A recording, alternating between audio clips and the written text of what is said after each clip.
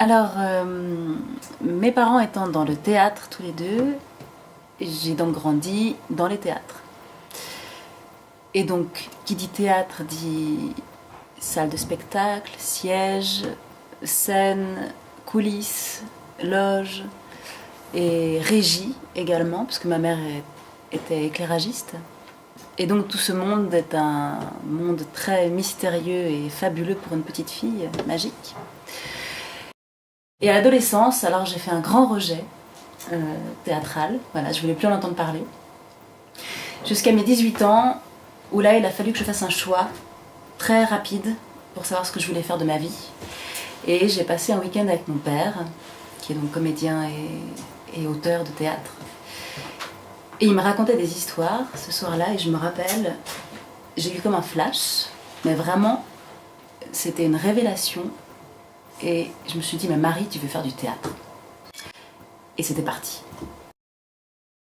Je suis née aussi dans les théâtres, quelque part, puisque je suis fille de Richard Vachou et de Josette Chanel, comédienne. Richard Vachou, comédien, directeur, metteur en scène, directeur de théâtre. Donc j'ai grandi dans cet univers. J'ai rêvé. J'ai pu rêver comme petite fille aussi en voyant mes parents jouer. J'ai beaucoup projeté.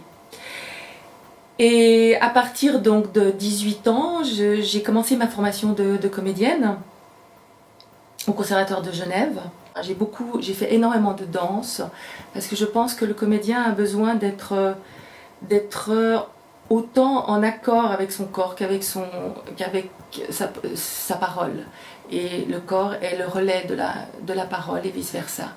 Donc c'est ce que j'essaye d'enseigner aussi aux élèves, car je suis en fait professeure au conservatoire.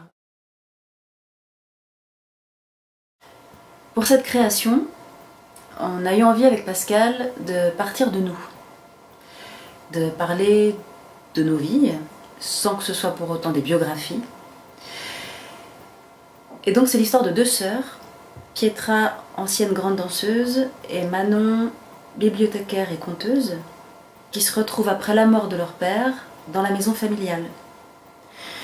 Elles vont se redécouvrir, elles vont se raconter l'une l'autre, elles vont faire ressurgir du passé des souvenirs.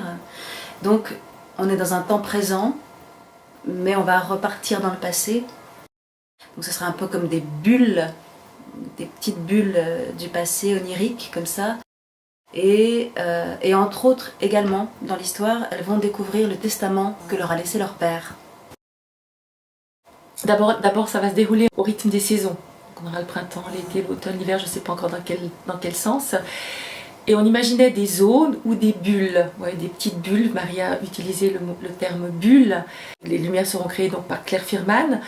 Je vais laisser la responsabilité à Claudine Barbet, qui sera notre metteur en scène. C'est à elle que revient le rôle de nous amener quelque part avec ce récit.